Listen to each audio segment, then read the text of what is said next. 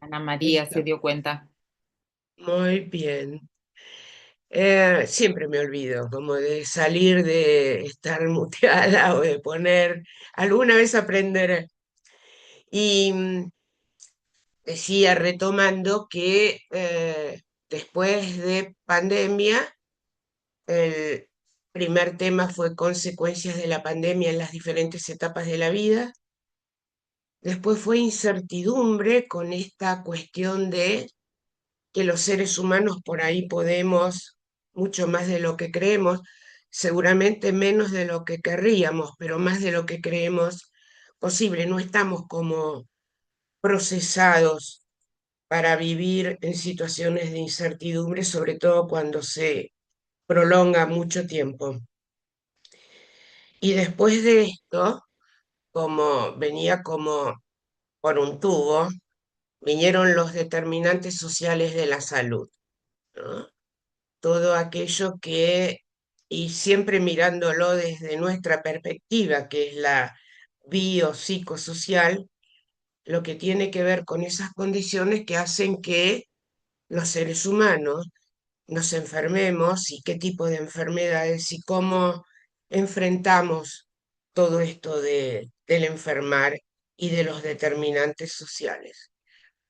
Y ahí empezamos a trabajar el tema de las redes, de la interacción individuo-sociedad, que esto ya lo habíamos notado en la época de la pandemia, donde el contacto entre redes creció potencialmente. Yo no podría decir en qué proporción se modificaron los intercambios, pero seguramente hay gente que lo está estudiando y seguramente fue un montón, ¿no? Eh, y todo lo que traía como consecuencia en las interacciones de las distintas etapas de la vida, algo que como cualquier cuestión puede ser beneficiosa o nociva, y María Noble nos va a hablar de esto seguramente en términos de la medicalización, ¿no? Como que todo lo que puede ser bueno es bueno en alguna medida, como que las redes fueron maravillosas en ese contexto y son fantásticas cuando uno tiene que establecer distintos tipos de vínculos, pero no cuando lleva al aislamiento, no cuando se transforman en un escenario, sí, de violencia posible. Y ahí de pronto nos dimos cuenta que el tema violencia, que ya lo habíamos tomado más de una vez en esta institución y en otras afines antes de la pandemia, volvía a instalarse como tema de los encuentros y de los foros y de los espacios de intercomunicación. Y pensaba, a ver, violencia para el psicoanalista, ¿no? Es un tema habitual de consultorio. Es el tema de la violencia pulsional, ¿no? El yo lidiando con el ello y enfrentando las patadas del super yo, esto que es nuestro trabajo habitual, ¿no? Pero cuando la violencia sale del espacio intra y se vuelca en el entorno social, toma otra dimensión y toma otras características, que es algo de lo que estamos hablando este año, ¿no? Porque hay tres palabras que las usamos todo el tiempo, que son violencia, crisis y estrés. Y durante mucho tiempo nos preguntamos si era algo inherente a la naturaleza del ser humano o si es algo propio de esta época. Yo creo que hay de las dos cosas, pero en estos encuentros obviamente nos vamos a enfocar mucho más en las características que toma la violencia en una época particular. Eh, en la época del proceso, tres psicoanalistas argentinas, Janine Puget, Marilu Pelento y Lía Ricón, con dos de ellas, con Marilu y con Lía, tuve ocasión de interactuar profesionalmente. A Janine la admiré siempre, pero nunca tuve contacto directo con ellas, dieron una definición que fue muy publicitada y se las leo porque obviamente no me la acordaría de memoria.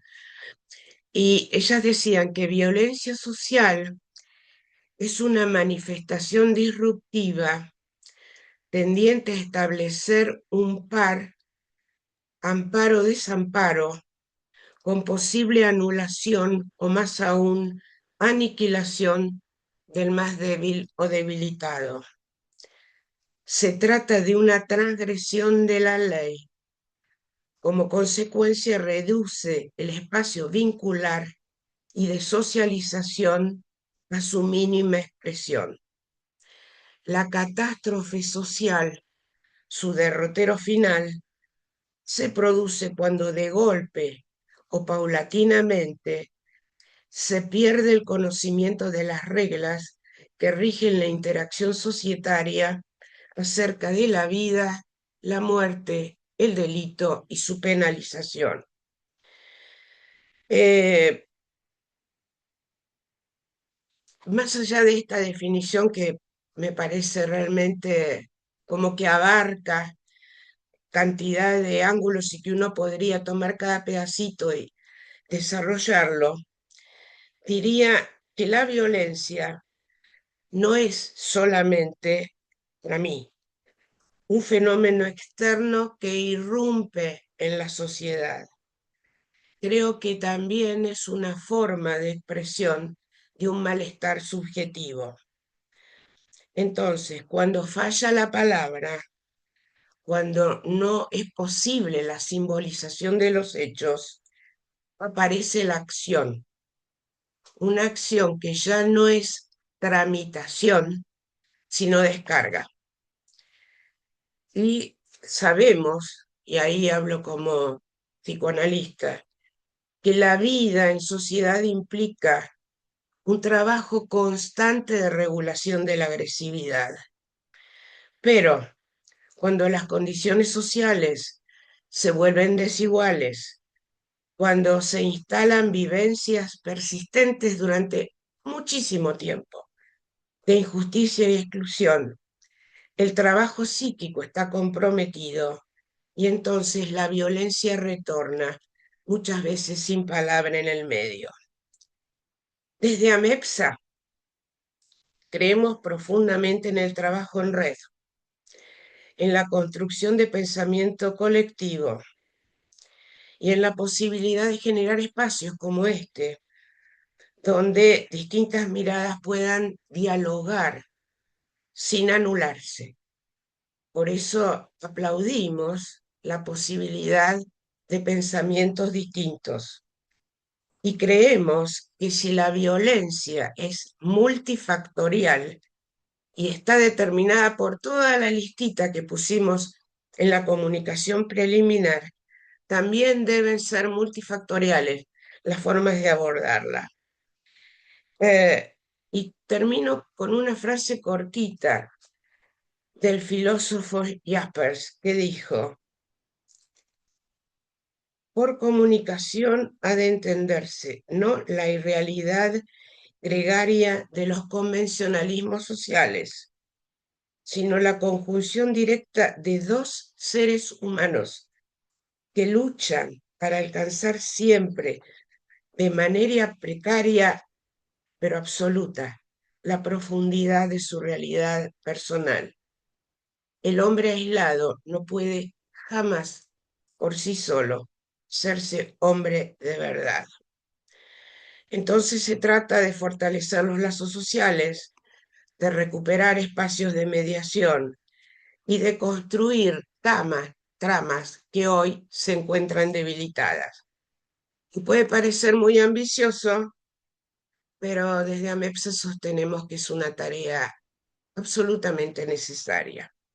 Así que gracias por la presencia, gracias por haber corrido para llegar a tiempo, gracias por preparar las presentaciones y gracias por estar acá. Y le cedo la palabra a Astrid.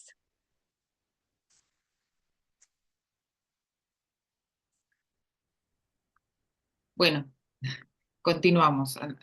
En principio doy algunas indicaciones. Vamos a escuchar a las tres expositoras y después vamos a hacer un compilado de consultas, preguntas, participaciones. Ustedes saben, aquella que quiera participar, levanta la manito que está por ahí abajo dentro del Zoom. Y bueno, yo tengo para ir anotando la listita por si necesitan hacer alguna consulta. Así que bueno, vamos a dar inicio entonces a la primera exposición de este encuentro científico que se llama Crianza, Modelos, Nuevos y Viejos Paradigmas.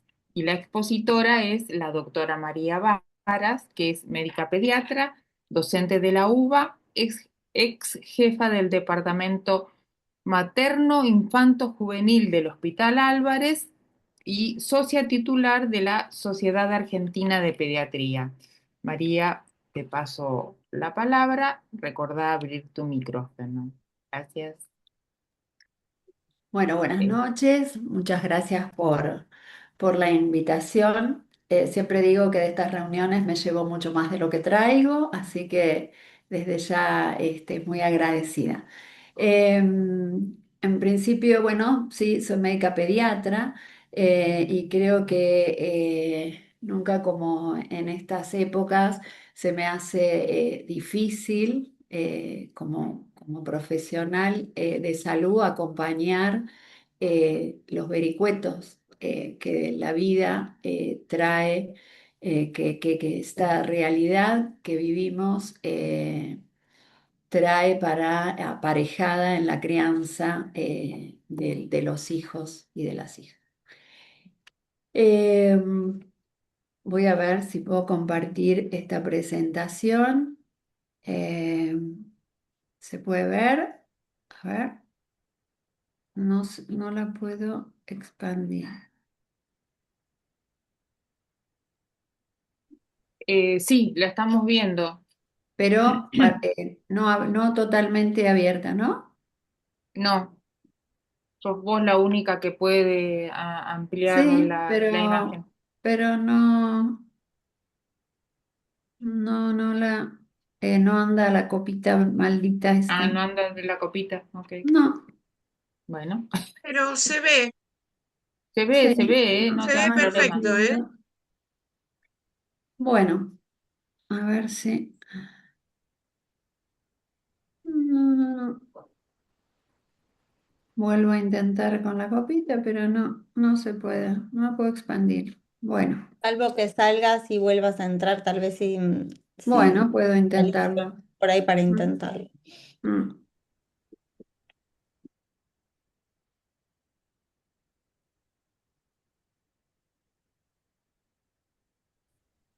Me parece que lo tenés que tener abierto ya antes de compartirlo, Estaba tal cual abierto, sí.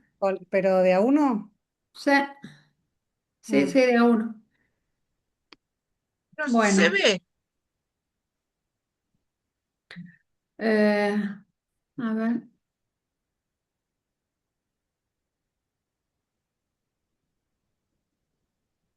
Mm, No, bueno, no sé. Voy a volver a ver si lo Salí puedo. de compartir, claro, salí de Sí, voy a ver compartir si. y Ponelo ya volvé. con con el individual, de Sí, como pasar eso los es lo que voy a diapositivas. hacer. Sí. No, es que no se puede, es que no falla la copita de mi presentación. Ah, ok. No lo pude, no lo había probado esto. Creí que di por sentado que se daba y parece que no.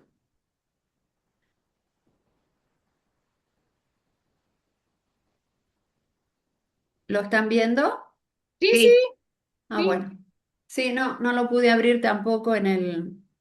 Bueno, le pido disculpas. Em, Hablando de o tratando de contextualizar un poco, me tracé algunos objetivos para el intercambio. Me parece muy rico analizar este tema en el concepto de los paradigmas de la crianza y hacerlo desde una mirada interdisciplinaria, ¿no? Contrastando o integrando muchas veces la evidencia científica con lo que en realidad sucede en la práctica y con lo que pasa a la hora de la verdad, que es cuando tenemos el niño, la niña y la familia dentro de un consultorio, consultando por temas de crianza o no consultándolas, que también es un signo.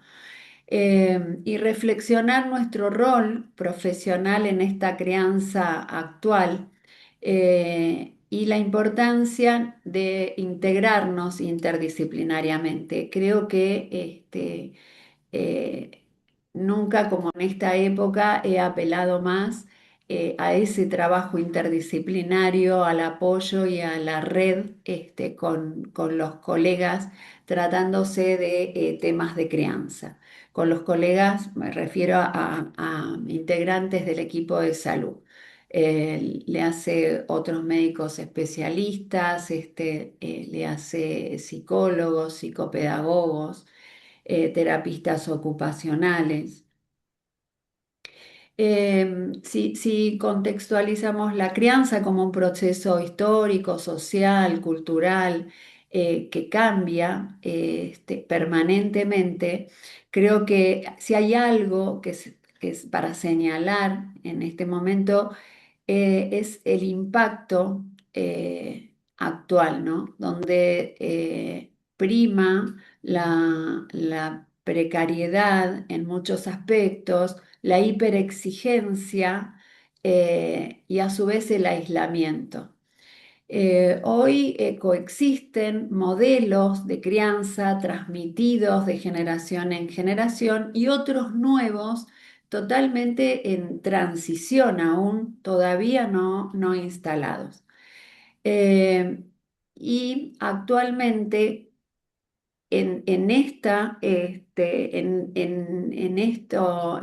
crianza en transición, en este modelo de crianza en transición, cada vez hay más información, pero a su vez y más exigencia para los niños, las niñas y las familias y menos redes de apoyo, a pesar de la cantidad de redes que nos circundan. Em, si tratamos de definir un poco un paradigma, es ese conjunto de creencias, prácticas, valores que influyen en nuestra vida y en nuestro accionar, que no son individuales. Pensaba esto cuando recién Silvia hablaba del hombre que no se hace hombre siendo solo. Son culturales, son históricas, se transmiten dentro de una familia de generación en generación. Y dentro de eso y de esos paradigmas, estos paradigmas en los que durante muchos años se fundó la crianza. Una crianza autoritaria, vertical, donde el valor central estaba en la obediencia, donde las emociones de los chicos eran tal vez algo desestimadas, donde primaba el resultado final, o sea, la conducta, donde todavía se utilizaba el castigo como herramienta educativa, considerando al niño un adulto en preparación, ¿sí? Un potencial, potencial persona completa, siendo el niño considerado aún algo en formación e incompleto con roles parentales muy rígidos. Eso nos trajo cierto impacto y esto no va desde el juicio, sino desde la comprensión histórica que tiene para el resultado de ese paradigma o ese estilo de crianza que en algunos casos se acompañó de dificultades en la expresión, en las dificultades en la manifestación y en la expresión de las emociones, donde en muchos casos la regulación estaba condicionada por el miedo o para evitar la consecuencia de determinados actos. Em, donde era difícil a lo mejor adquirir cierta autonomía emocional para los chicos y los adolescentes. Em, Y aparecen nuevos modelos basados e inspirados en neurociencias del desarrollo, en la teoría del apego, en la psicología evolutiva, en la pediatría del desarrollo y pediatría social. Y hoy nos encontramos con nuevos ejes donde eh, se prioriza o se intenta llegar a una autoridad adulta con un fuerte vínculo afectivo, validando las emociones infantiles y adolescentes, eh, donde la disciplina sea introducida como un patrón de enseñanza.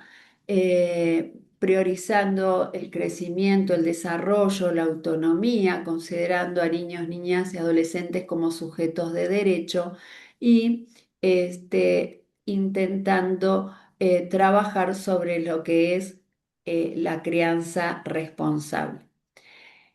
No obstante, este nuevo paradigma y este nuevo modelo sobre lo que intentamos trabajar, evidentemente aún, ¿sí?, nos trae conflictos entre esos paradigmas previos y los actuales.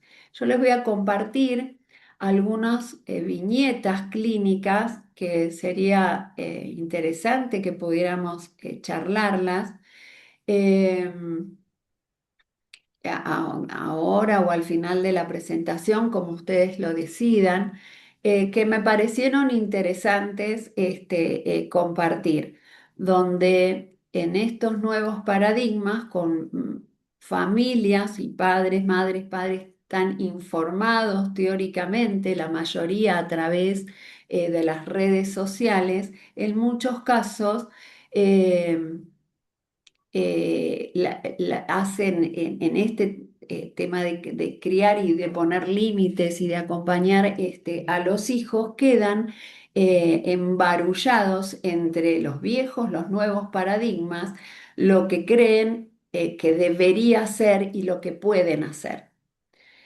Este es un niñito de 2 años con frecuentes berrinches y rabietas que a ojos de alguien que ve muchos niños en consultorio no se escapa de los patrones de conducta habituales eh, de un chico de 2 años. eh, Donde el motivo de consulta del adulto es el temor a poner el límite porque eso le genera mayor estímulo al enojo, ¿no? Entonces, eh, cómo trabajar, cómo la necesidad de trabajar en este caso, por ejemplo, como el eje del trabajo en este caso, es eh, ese temor del adulto de intervenir en la regulación emocional del niño poniendo o estableciendo un límite, ¿sí? Creyendo precisamente que ese límite que no termina no llegando es el que le va a generar mayor enojo y mayor frustración, ¿sí? Donde lo que notamos o vemos es un niño inseguro, difícil de sentirse acompañado en ese momento de desregulación.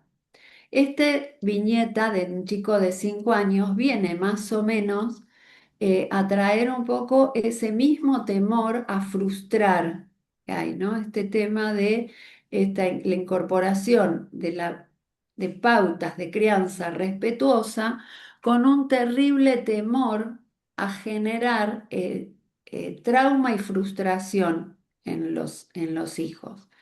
Este se trata de un niñito de 5 años con conductas desafiantes que ocurren fundamentalmente en la casa y donde los adultos solicitan como ciertas estrategias y técnicas para poner límite por el temor a traumatizar.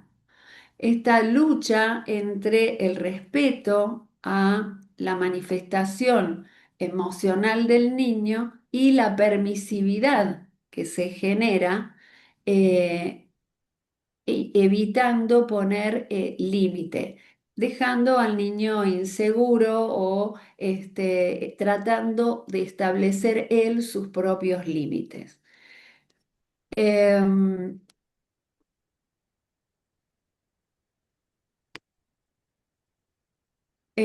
Aquí hay otros, son todos viñetas de consultas pediátricas, o sea, imagínense que esto tiene que ver, está en el medio de una consulta donde se pesa, se mide, se revisa, ¿sí? Pero como salen en muchísimas consultas esta, yo diría, inconsistencia en límites entre los cuidadores. Aquí, por ejemplo, un niño con dificultades conductuales donde lo que existe es una ausencia de coherencia entre lo que dice un progenitor y lo que dice el otro, ¿no? Como esa dificultad que le llega al chico de la previsibilidad. Si le pregunto a uno, puede ser que sí, si le pregunto al otro, puede ser que no. En la casa de papá se pueden comer galletitas, en la casa de mamá a la hora del postre son frutas. Digo, esta cosa de cómo además genera para el chico un patrón de respuesta, donde aprenden incluso a saber a quién le piden determinada cosa porque sabe que va a acceder. Em, este es un adolescente de 15 años con muchos signos de ansiedad, de somatizaciones, ¿sí? Hoy cefaleas recurrentes, mañana dolor abdominal, donde la familia recorre consultorios y consultorios llenos de bolsitas, de exámenes complementarios. Em, Chicos, a lo mejor con altas expectativas personales y familiares y poca escucha, poco acompañamiento, donde la exigencia recae o las expectativas recae sobre el adolescente, em, como si del día a la mañana ese chico se volvió grande, ya es autónomo y tiene que resolverlo solo.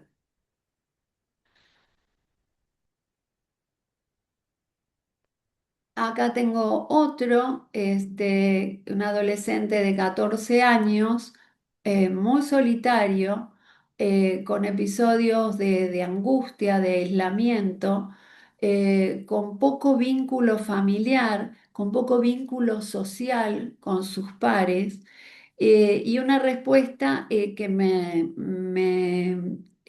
pareció interesante de un papá que había tenido muy poco vínculo, muy poco diálogo con su familia, donde habían sido terriblemente estrictos y duros con él. Y su respuesta fue: a mí me criaron así y salí bien. Esta cosa de la transmisión intergeneracional, lo que se repite versus lo que podemos revisar. Bueno, yo salí bien, pero eso es lo que yo creo. Y cómo trabajar como profesional para poder adaptar ese paradigma de este papá que viene de su familia, que viene de su estilo de crianza, sin desautorizarlo, porque en la consulta están ambos, está el padre, está el chico, sin desautorizarlo, poder trabajar juntos un modelo adaptado a lo que en definitiva hoy parece estar necesitando su hijo, que es un acompañamiento más cercano. Yo creo que ya estamos, no me quiero exceder, ustedes me hacen señas, mi presentación es muy larga, pero me gustaría que intercambien. Em, y tenemos por otro lado esto que también es una realidad de todos los días, que es la madre agotada, ¿sí? Niños pequeños, madres muy informadas, muy comprometidas, exhaustas. Siempre la sensación de llegar tarde a todo porque trabaja, porque se encarga de la casa, porque de la crianza fundamentalmente se encarga ella, porque este tema, este nuevo paradigma de la crianza compartida en la realidad no se da, porque hay un ideal de crianza que se pone como modelo, se expone en redes, en publicaciones y demás, pero hay otra crianza que es la posible y en todo esto influyendo las redes y lo que los agoreros nos traen para agobio de madres y padres.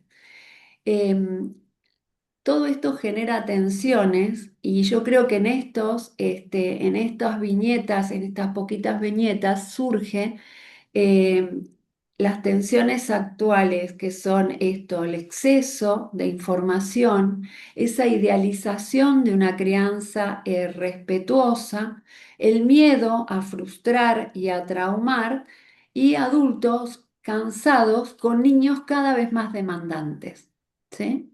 Donde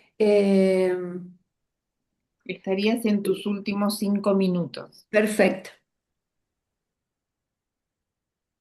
Em, Creo que si hay algo que me sirve para acompañar, en este caso a la familia, es tratar de transmitirles que validar las emociones de un niño o de una niña no es permitirlo todo, que acompañar esas emociones no es eliminarle las frustraciones, que limitar y poner límite es una forma de cuidar a un niño o una niña y que el cerebro infantil se desarrolla en vínculo, se desarrolla acompañado.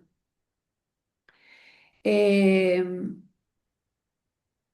Intento trabajar sobre la crianza como un objetivo posible, que esa es la crianza real, ni perfecta, ni sino contextual, humana.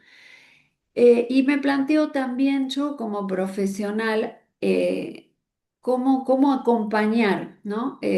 Tratando de transmitir lo que creo y lo que siento sin culpabilizar, sin juzgar, entendiendo que no hay un modelo único de crianza, que importa ese proceso que la familia acompaña, en la que la familia acompaña a sus hijos, incorporar esto a lo que realmente sucede en la vida cotidiana, ¿no? Y que también recurrir en algún momento a que alguien nos cuide, ¿no? Cuidarnos como profesionales, cuidarnos a los adultos que cuidan niños. Dejo algunas preguntas para el intercambio porque me parece que son útiles. Em, ¿Qué ven ustedes? ¿Qué piensan respecto de qué paradigmas predominan hoy en la práctica? ¿Qué esperan los profesionales, las familias de los profesionales a los que consulta? A veces tengo la sensación que vengo a ser como un juez que establece si está bien o está mal lo que el niño o la niña está haciendo como para validar, esperando que valide la palabra del adulto. Cómo acompañar sin generar culpa, cómo intervenir cuando el discurso va a chocar contra la realidad familiar, qué necesitamos revisar nosotros como profesionales y cómo nos cuidan y cómo cuidamos a la familia. Em, ¿Estoy? Sí, ya estarías. Bueno, em, como Recordá que al cierre de todas las exposiciones vamos a hacer los comentarios perfecto, de los como relato participantes. final, este, la familia hoy, como en una consulta suele solicitar que se le establezcan pautas a ellos estrictas, ¿no? De límites, de castigo para poder intervenir con sus propios hijos. Suele ser esto a veces hasta un motivo de consulta frente a situaciones puntuales. ¿Y cómo hago con esto? ¿Qué le digo? ¿Qué hago en ese momento? La mayoría de los chicos no presentan patología pese a que las familias, frente a determinados signos que son absolutamente normales en ciertas edades, las consideran como tal. La mayoría de las veces son conductas esperables para la edad y que en el intento de resolverlas rápidamente la familia solicita o hace un intento de patologizarlas, buscando una solución rápida y concreta, como si esto fuera una angina, una infección respiratoria. Y finalmente creo que los cuidadores están agotados, que piden precisamente indicaciones claras y firmes porque no están en condiciones emocionales en base a la sobrecarga que viven para hacerse cargo de estos, como dije al inicio, vericuetos de la crianza. Creo que yo podría dejar acá este, si es que estoy en hora y Y podría estás justo. dejar algunas otras preguntas para el intercambio, como es esta, ¿no? ¿Hasta dónde orientamos sin prescribir? ¿Cómo respondemos a la demanda sin contradecir la evidencia, lo que creemos y lo que sabemos? ¿Cómo sostenemos ese vínculo con la familia cuando el pedido va en sentido opuesto a lo que creemos? Y dejo acá para dar lugar a las demás expositoras. Bueno, muchísimas gracias, María. Entonces vamos a pasar a nuestra segunda exposición, cuyo título es Género, Violencias y Salud Mental. La expositora es la licenciada Mariana Miraco, que es licenciada y doctora en psicología de la Universidad de Buenos Aires, psicóloga clínica certificada por la Asociación Argentina de Terapia Cognitiva, docente de grado, posgrado y extensión e investigadora de la Facultad de Psicología de la Universidad de Buenos Aires. Es jefa de trabajos prácticos de la segunda cátedra de Clínica Psicológica y Psicoterapias de la Facultad de Psicología de la Universidad de Buenos Aires. También es profesora adjunta a cargo de la práctica profesional, abordaje y prevención de violencias basadas en el género en dispositivos comunitarios y asistenciales. Ex becaria doctoral y postdoctoral del Consejo Nacional de Investigaciones Científicas y Técnicas, CONICET, ex residente del Hospital General de Agudos, Ramos Mejía, supervisora de residentes y concurrentes de CABA y graduados recientes de la Facultad de Psicología. Adelante, Mariana, con tu exposición. Abrí el micrófono, no te Buenas olvides. noches, muchas gracias, qué interesante. Te escuchaba atentamente, María, como madre, como psicóloga, cómo aparecen estos temas en el consultorio y como madre también, cómo resuena todo lo que fuiste comentando. Ya intercambiaremos. Acá voy a intentar compartir mi presentación.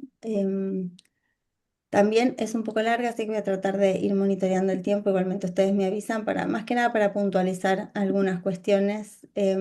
Ay, no sé por qué dejo de ver, claro, cuando así dejo de ver las camaritas, pero estimo que ustedes pueden ver la presentación y Totalmente. correctamente.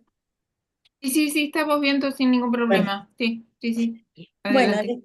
Les comparto primero algunas preguntas. También decidí partir de algunas preguntas relativas a cuestiones que vengo trabajando en la facultad y que orientan un poco cómo pensé la presentación de hoy. Les voy mencionando cuáles son algunas de ellas.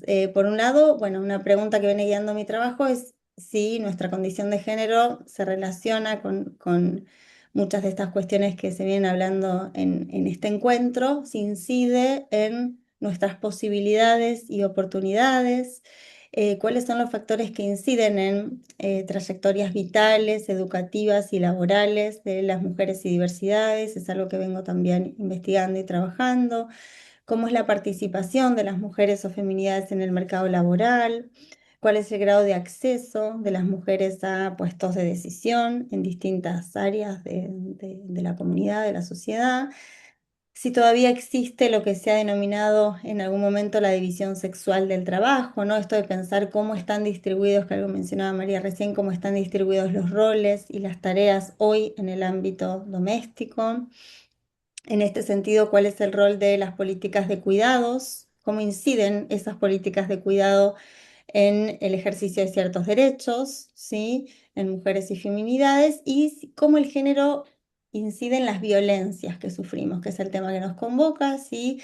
Cómo incide en cómo llegamos, por ejemplo, a la vejez, o a la muerte, a la jubilación, al retiro, o qué formas de muerte son más probables en algunos contextos. Vamos a ver algo de esto y cómo incide el género en la atención que recibimos en salud en general y en la salud mental en particular. Bueno, estos son algunos de los ejes que me vienen convocando para pensar y por eso pensé que podía ser útil en esta ponencia dividirlo en estos 4 ejes, aportando algunos datos, algunas cuestiones para intercambiar. Por un lado, en relación a qué evidencia o qué muestran algunos estudios en relación a género y salud mental, a género y ciclo vital, ¿sí? Para pensar un poquito esto de los roles o estereotipos de género y cómo inciden en nuestra vida cotidiana. Después, un tema al que me dediqué más específicamente fueron las violencias por razones de género y al traer algunos datos en relación a eso, algunas cuestiones para pensar y finalmente en esta conexión entre género, violencias y salud mental me parece que podía ser útil, o por lo menos a mí me resultó útil en algunos lugares, en algunos contextos, pensar en mitos y sesgos que podemos tener que tenemos las personas, porque tiene que ver con nuestra cultura en relación a estos temas. Así que vamos a ir de a uno. Primero, para pensar un poquito en lo que es la intersección género y salud mental, bueno, hay diversos estudios que por ahí muestran algunas cosas que pueden ser significativas. Por ejemplo, ¿qué pasa con las estadísticas cuando vamos a ver las estadísticas de, no sé, depresión, estrés postraumático, ansiedad, las hospitalizaciones, la búsqueda de asistencia, la prescripción de psicofármacos? Vemos que hay una gran mayoría, presencia de mujeres en estas estadísticas, ¿no? Vemos que en general en las estadísticas se muestra que las mujeres padecerían más de ciertos trastornos y bueno, ahí la pregunta que surge es, bueno, ¿por qué? ¿No? ¿O cuáles serían las causas? Hay distintas formas de explicar esto o que se han ido encontrando para explicar esto. Algunas aluden más a cuestiones biológicas, ¿no? Hormonales, y otros estudios justamente ponen de manifiesto las cuestiones más sociales, ¿no? Las cuestiones que tienen que ver con cómo es la vida concretamente de las personas y cómo el género atraviesa esas trayectorias vitales, y hay estudios que ponen de manifiesto cómo muchas veces se medicalizan esos padecimientos, que es un tema que también vamos a intercambiar hoy, se medicalizan, ¿no? Omitiendo ciertas variables sociales o contextuales que claramente son relevantes. Y también lo que encontré buscando en la intersección de género y salud es que lo que se ve es que justamente el cuerpo femenino en muchas investigaciones no aparece. O sea, ¿por qué dice invisibilización? Porque se ha tomado el cuerpo masculino como el estándar, digamos, ya sea tomándolo como referencia en relación a cómo se manifiestan los síntomas de ciertas enfermedades o cómo responde el cuerpo a ciertos fármacos. Se ha tomado el cuerpo masculino como el modelo, digamos, de referencia, ya sea porque se pensaba que las cuestiones hormonales de las mujeres podían distorsionar o sesgar esas observaciones o directamente no se distingue entre cómo funciona el cuerpo femenino o el cuerpo masculino. Y eso ha tenido bastantes implicancias que se han estudiado en psicología y en otros estudios de otras disciplinas, por ejemplo, en cómo hay sesgos en el diagnóstico de enfermedades cardiovasculares, por ejemplo, cómo al ser los síntomas distintos, por ejemplo, como una mujer está teniendo un infarto, tiene síntomas bastante distintos a un varón, y cómo esto retarda, por ejemplo, el reconocimiento de esos síntomas como parte de una patología cardiovascular, y lo mismo, por ejemplo, en relación a la respuesta a ciertos fármacos, ¿no? Que hoy se sabe, por ejemplo, que hay ciertos fármacos que se metabolizan diferente en mujeres y varones, y eso tendría implicancias tanto para el tratamiento de ciertas patologías como para el reconocimiento del efecto de esos fármacos. Entonces, ¿qué nos encontramos acá en principio? Bueno, como que ha habido ciertas formas de abordar la salud y la enfermedad atravesada por sesgos de género que deriva en desigualdades en el acceso, por ejemplo, a la salud e impacta en cómo se abordan esos padecimientos subjetivos, ¿sí? En mujeres y en varones, ¿sí? Hay sesgos en múltiples aspectos, como vamos a ver. Em, pero lo que también han puesto de manifiesto estos estudios es que muchas veces los estudios médicos o psiquiátricos han tendido como a explicar esas desigualdades como producto de una naturaleza, ¿no? Como producto de algo biológico, ¿no? A partir de diferencias anatómicas y fisiológicas que sostendrían ciertas, ciertas situaciones que en definitiva terminan redundando en una discriminación o en una, por lo menos en barreras u obstáculos para acceder a la salud, ¿no? Y al ejercicio de los derechos. Esto es lo que muestran algunos estudios. Bueno, esto ya lo expliqué en relación a los ensayos, ¿no? Esto de las potenciales distorsiones, ya sea porque se asume que no hay diferencias fisiológicas, lo cual se ha visto, como decía antes, que sí las hay, o porque no se identifican, ¿no? Estas manifestaciones, ya sea de síntomas o de respuestas, por ejemplo, a ciertos medicamentos.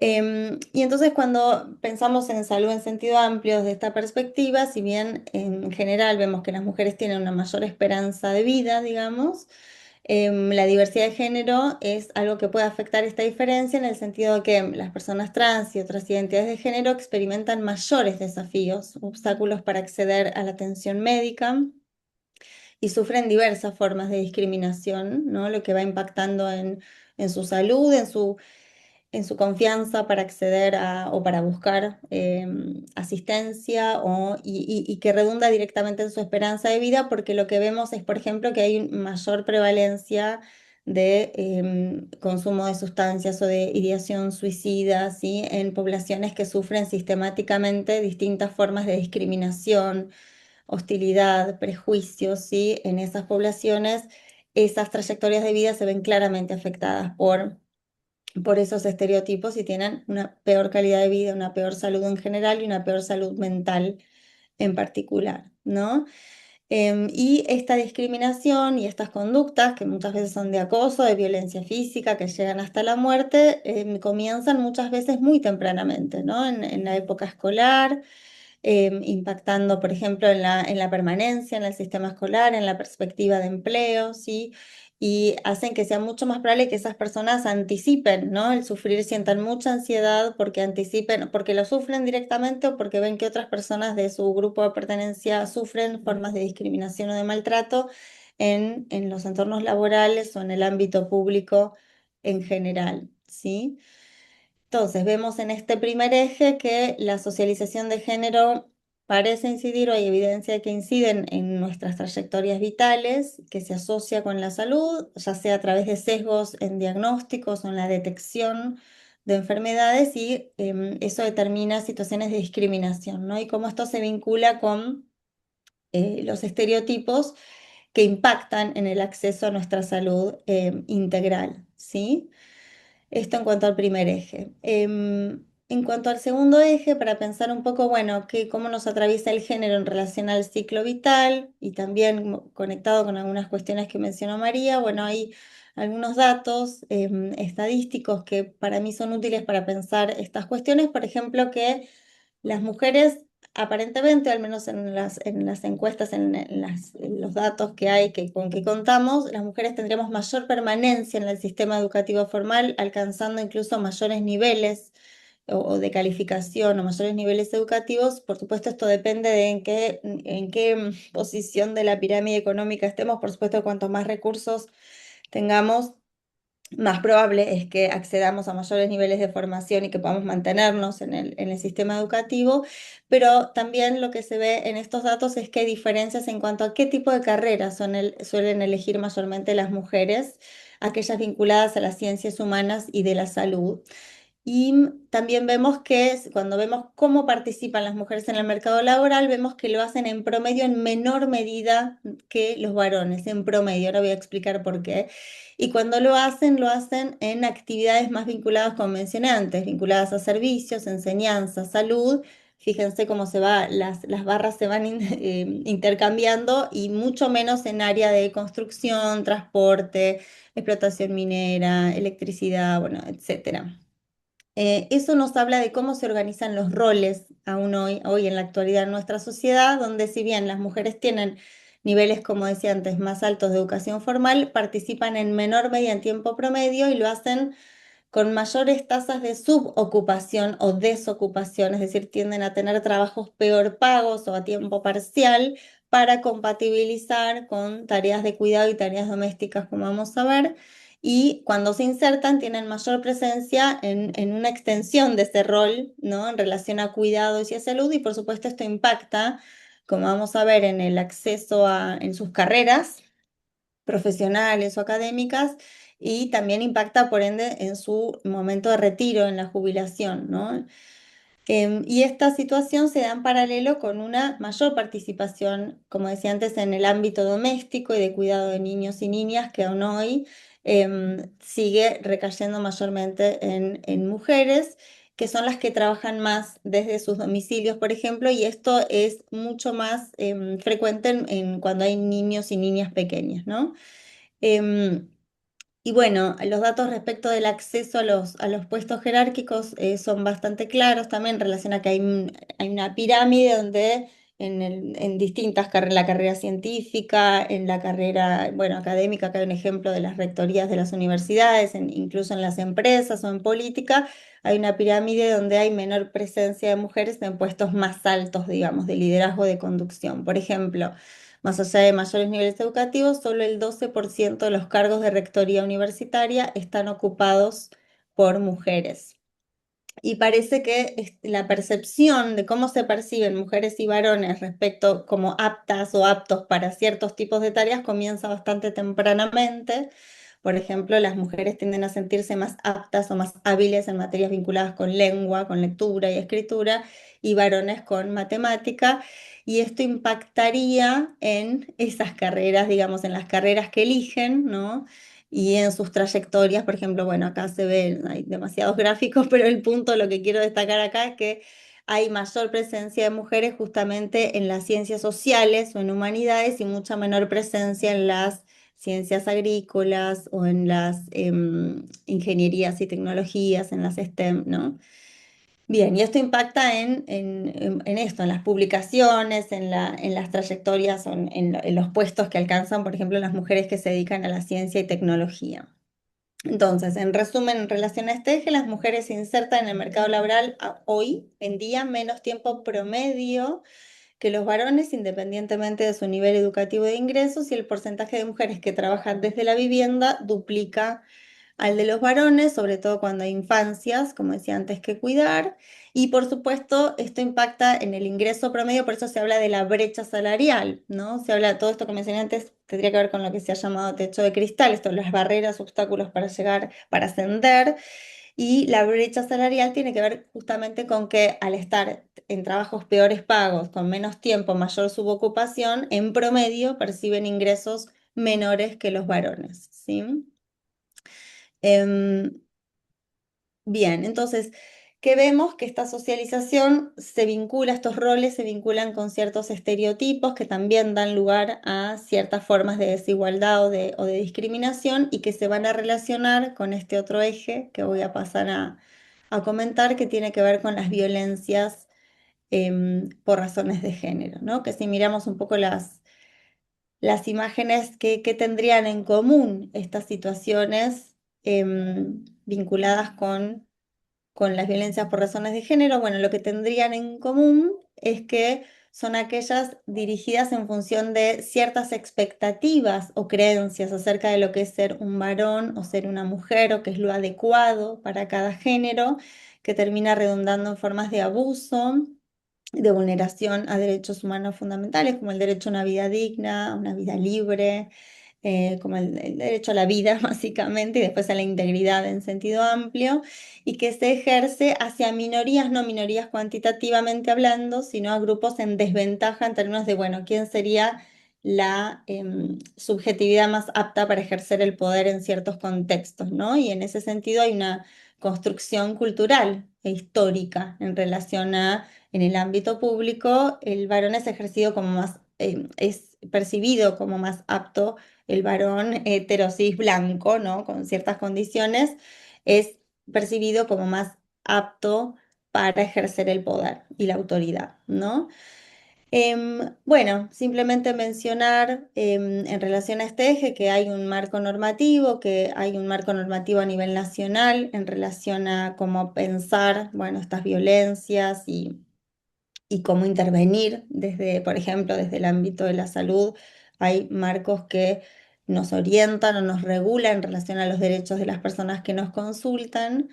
Y en función de que se han identificado estos tipos de violencia, digamos, en distintos ámbitos y de distintas formas, contamos con algunas estadísticas, ¿sí? Que voy a simplemente mencionar para puntualizar algunas cuestiones. Por ejemplo, hay estadísticas de la Corte Suprema de Justicia de la Nación que muestran que la mayoría de las consultas son realizadas por mujeres y que en casi la mitad de los casos el vínculo en el que hay violencia por el que se consulta es un vínculo de pareja o de expareja, donde predominantemente se presenta la violencia psicológica, la violencia física, la violencia económica.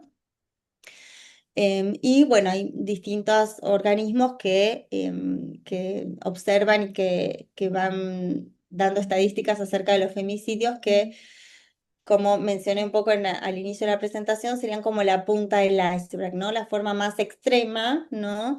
De la violencia por razones, de una de las formas de la violencia por razones de género, donde, bueno, lo que se repite es eso, que hay un vínculo de pareja o expareja por el que mayormente se consulta o que se relacionan muchos casos de femicidio, ¿no? Bueno, estas son estadísticas de la línea 144. Entonces, en relación a este eje, puntualizar que la violencia sexual es más frecuentemente padecida en mujeres, niñas, adolescentes y disidencias. Con mayor frecuencia, los abusos sexuales son ejercidos por personas del entorno familiar.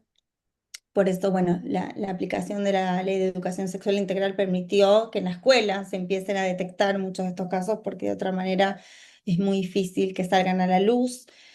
Y que obviamente cuando se incluyen violencias sexuales sin contacto, ¿no? Como por ejemplo la violencia digital, la prevalencia estimada es mucho mayor, ¿no? Por eso, bueno, mencionaba esto de los datos con que contamos serían como más bien la punta del iceberg dentro de otras conductas que son mucho más normalizadas o mucho más legitimadas socialmente o que están mucho más arraigadas en nuestra cultura, en nuestra forma de pensar y de sentir a través de nuestra socialización de género, ¿sí?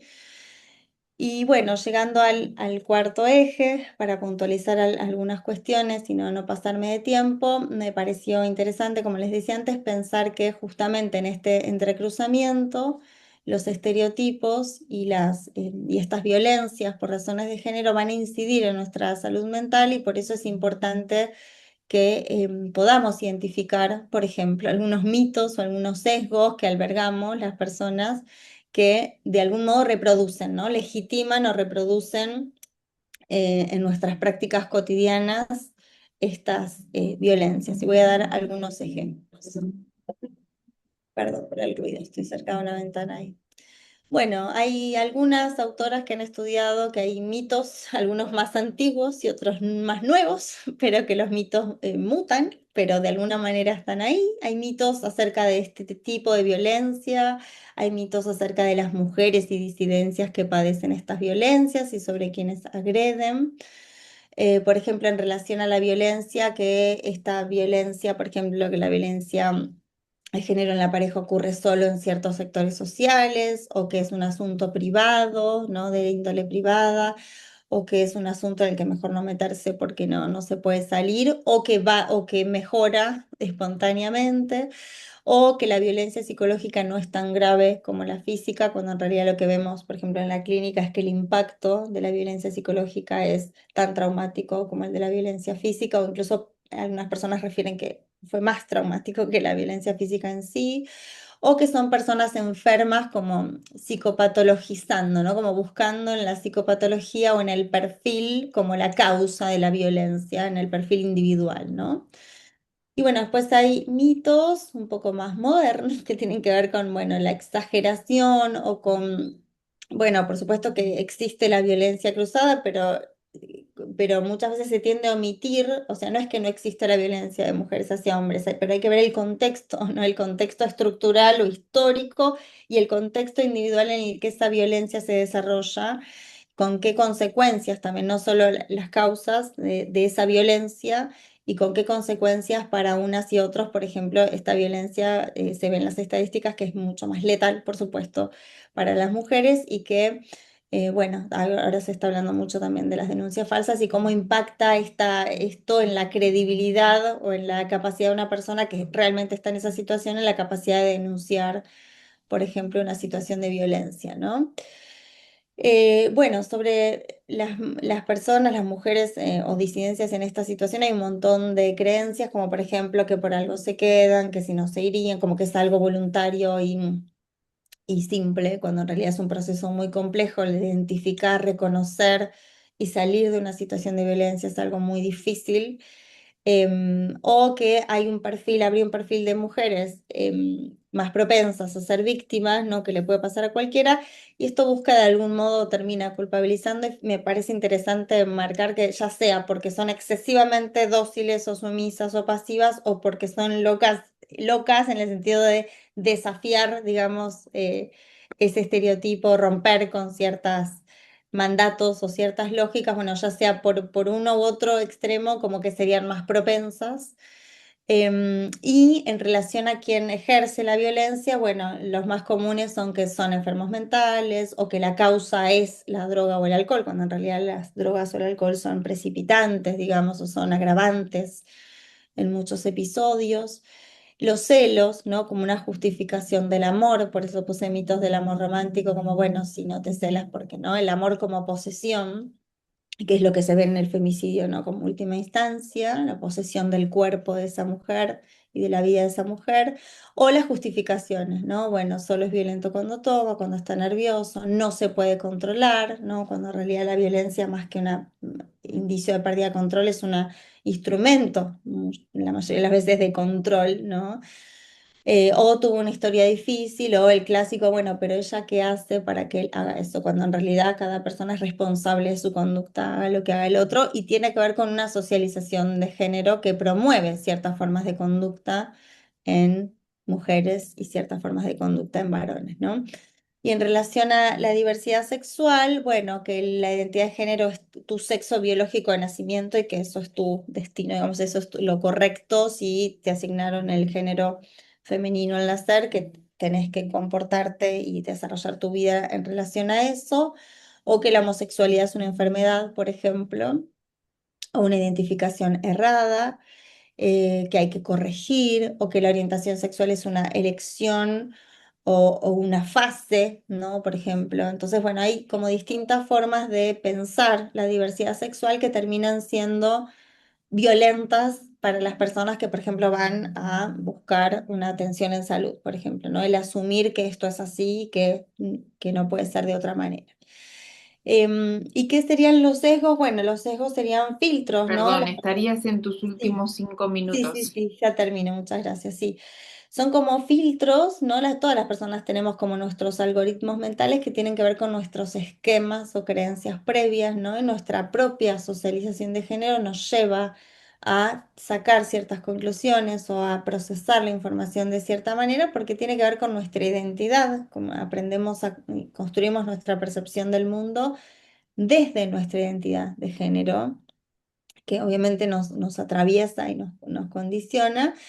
Y, por ejemplo, un sesgo común es, bueno, ¿qué es una buena y una mala víctima? Por ejemplo, cuando vemos un caso en los diarios, en las noticias, bueno, a ver, esa víctima, ¿de dónde venía? ¿Qué estaba haciendo? ¿Cómo se vestía? ¿Qué vida sexual tenía? ¿No? Como para intentar, las personas para intentar entender, buscamos explicaciones que terminan culpabilizando, cuando en realidad la verdadera responsable es la persona que ejerció, por ejemplo, ese femicidio, esa violación en grupo, ¿no? Y se corre el foco en la víctima buscando la causa, o, por ejemplo, el sesgo o la falacia del mundo justo, que es esto de aprendemos que las personas de algún modo recibimos lo que merecemos, entonces, bueno, de alguna manera, si le pasó esto es porque de alguna forma se lo buscó, digamos, ¿no? Entonces, bueno, para ir cerrando un poco, me interesaba plantear cómo los estereotipos de género influyen en la salud mental, que también enferman. Me gustaron un par de gráficos que puse acá en relación a por qué, por ejemplo, en relación al agotamiento, la autoexigencia, cómo incide el género en estas cuestiones y cómo incide, por ejemplo, en cómo las masculinidades pueden registrar o no, o expresar emociones o vulnerabilidad y esto cómo limita su acceso a la salud, ¿no? Em, bueno, por eso, porque es importante, por ejemplo, en salud mental tener perspectiva de género, justamente porque esos mandatos promueven y sostienen desigualdades, ¿no? Generan sobrecargas, silencios, prejuicios y sostienen las desigualdades que claramente van a estar impactando en nuestra salud, ¿sí? Ese era el mensaje principal. Y bueno, también, al igual que María, dejó algunas preguntas para después retomar, bueno, qué creencias y actitudes por ahí perpetúan o profundizan estas desigualdades y violencias que observamos, cuántas de estas creencias y sesgos se vinculan con nuestra propia educación y cómo impactan estas creencias en nuestra salud mental, cómo piensan que impacta. Bueno, muchas gracias. Wow, muchísimas gracias. Impresionante. Y bueno, vamos a nuestro tercer tema, como la medicalización de la vida, un atentado al bienestar. Y la expositora es la doctora Manía Noble, que es médica clínica, secretaria de Educación Médica Continua de la Sociedad de Medicina Interna General y coordinadora de las iniciativas Choosing Wisely Argentina. Adelante, María, te dejaron la vara re alta. Que allá vas. Abrí tu micrófono, no te olvides.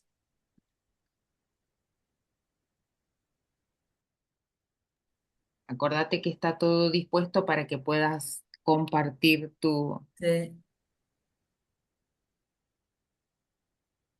¿Se ve bien así? Todavía Hola. no. ¿No se ve? Todavía no. ¿Ahí tampoco? Do. Ah, qué raro. A ver, Astrid, ubícame. Tenés que ir a donde dice compartir Sí, y ahí y se te va a abrir la pantalla sí, pero no y veo que lo pueda compartir. A ver. ahí va. Creo que lo Buenísimo. lograste. Lo lograste. Ahí está. Sí, pero me ven, yo no estoy pudiendo abrir mi PPT. Vos tenés que tener tu PPT abierto para poder Sí, estaba abrirlo. abierto recién, pero ahora lo perdí, no sé por qué. No, no, pero abierto, abierto en la pantalla, no Sí, sí, iconizado. sí, sí, Ok. lo tenía totalmente abierto, pero ahora Bueno, no lo salite y encuentro. volvé a Ah, entrar. Abrí el PPT y espera que voy a tener, yo soy bastante inútil para esto, así me van a tener que tener un poco de paciencia. A Te ver, la espera, tenemos, te la tenemos. a ver, espera que yo vuelvo a buscar el PPT, espérate, lo voy a te, abrir de te- nuevo. te detengo la compartición para que lo puedas Dale. volver a abrir. Ahí está, Acá mientras vos lo está, buscas. acá está abierto. A ver, Ok, y ahí ahora está volvé a abierto. donde dice compartir A ver, y lo aquí, tenés que ver ahí en tu pantalla. y acá está, sí señora. Ahí lo están Ahora, viendo. no, todavía no, espera, se está Ah, cargando. ok. Yo ya lo veo y las veo a Ahora ustedes, sí a se ve. todos. Sí, sí, Lo sí, que ahora. no veo es la copita bendita, que María tampoco podía verla. Ahí está la copita, sí. Eso, Ah, perfecto. ahí Bueno, va. buenísimo. Listo. Bueno, lindísimo todo lo que voy a escuchar. Va, lindísimo, nada de lindo, muy bueno. Más bien tremendo. Pero bueno, es donde estamos y como vivimos. Y yo voy a hablar de otra cosa que es, a ver, primero voy a hacer un descargo que me parece importante. Mucha gente que me escucha la clase cree que soy antimedicina, anticiencia, que no me gusta mis colegas, todo lo contrario, amo la medicina y me encanta que se haga bien, porque me parece que todas las disciplinas necesitan una visión crítica para poder avanzar y hacer que su disciplina funcione lo mejor posible.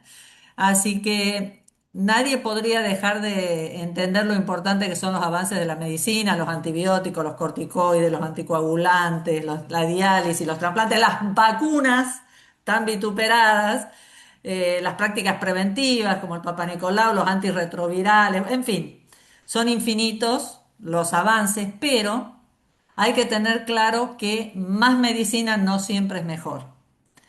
Y acá viene un concepto que me interesa mucho, que es el de sobreuso, que es cuando una práctica tiene lugar en una circunstancia en que daña más que lo que beneficia. Pongamos un ejemplo. El Papa Nicolau es extraordinario porque reduce la mortalidad por cáncer de cuello uterino, pero cuando se hace a una señora de 75 años está mal indicado y le va a producir más malestares, eventualmente un hallazgo innecesario, sin ningún beneficio para su salud. En esa circunstancia, estamos en una situación de sobreuso y lamentablemente el sobreuso es más o menos el 30% de las prácticas médicas. Y el sobreuso o los excesos se dan en todas las áreas, diagnósticos, terapéuticos, preventivos. Para poner pequeñísimos ejemplos, pedirle a una mujer en menopausia FSH, LH, estradiol, ¿para qué? Ya sabemos que está en menopausia. Si está un año sin menstruar, está en menopausia. No necesitamos esas determinaciones. El ecodoppler de las carótidas en personas asintomáticas, en las que se les pide por pedir. No estamos hablando de esos grises en los que uno no sabe si medicar el colesterol o no, entonces pide para mejorar el diagnóstico, sino en situaciones de venga, hágase todo, pase por acá, entre a este circuito y hágase todos los estudios que puede, ¿sí? Excesos terapéuticos, ¿para qué hablar? Antibióticos innecesarios en muchísimas circunstancias, resfríos, infecciones urinarias asintomáticas, etcétera. Y también los excesos preventivos, acá quiero hacer una distinción que me parece importante. Eh, y tomo el tema de Silvia de la incertidumbre. Lamentablemente la medicina es una ciencia de probabilidades en las que lo que está totalmente demostrado es el 10%, es decir, demostrado con certeza de evidencias de alta calidad, y nos movemos con un terreno de bastante incertidumbre. Entonces, cuando un paciente sufre, uno todas las evidencias que tenga sirven, unas son mejores, otras peores, a veces no hay evidencia fantástica y sin embargo tenemos que recurrir a esas evidencias para poder solucionar el problema de un paciente. Pero cuando un paciente está sano y uno le va a golpear la puerta para decirle, ¿usted está seguro que está sano? Tiene que estar muy seguro que lo que le va a ofrecer lo va a beneficiar mucho más que lo que lo podría dañar. ¿Sí? Entonces, con las prácticas preventivas en particular, la evidencia tiene que ser infinitamente más sólida. Y acá tenemos casos como somos todas mujeres. Si yo pidiera que levanten la mano, que no las puedo ver a todas, vea cuatro nomás acá, ¿a quién le han pedido una ecografía transvaginal? Porque sí, no porque tenga síntomas, seguramente levantaríamos las manos todas. Y la ecografía transvaginal no es una práctica preventiva, es una práctica para diagnóstico, y como práctica preventiva está desaconsejada porque tiene más riesgos que beneficios. Acá traje un ejemplo. Esto es la Fuerza de Tareas Americana revisando toda la bibliografía sobre ecografía transvaginal y claramente es una recomendación D, que son las recomendaciones en contra de su realización, porque ni disminuye los cánceres de ovario, ni los de endometrio, ni la mortalidad por ninguna de estas causas y sí aumenta el hallazgo de quistes, pólipos, etcétera, que siguen en control y muchas veces generan intervenciones quirúrgicas que tienen riesgo. La maravilla que es el Papa Nicolau es maravilloso si uno lo hace entre los 21 y los 65 años. Es muchísimo mejor cada 3 años que cada año, porque da los mismos resultados, pero reduce los hallazgos de algunas cuestiones como un ciclo de HPV que se va a autorregular o que va a tener un periodo de desarrollo y finalización espontánea, evitando la intervención que tendría si se lo encuentra antes. Y esto de nuevo he traído la Fuerza de Tareas americana porque es una fuerza de tareas muy sólida en el mundo. Hay otras como la canadiense que dicen lo mismo. Hay muchísimas fuerzas de tareas preventivas y prácticamente todas están de acuerdo en esto. Ay, perdón, se me fue. Entonces, si es mejor cada 3 años el Papá Nicolau, ¿por qué hacerlo cada año?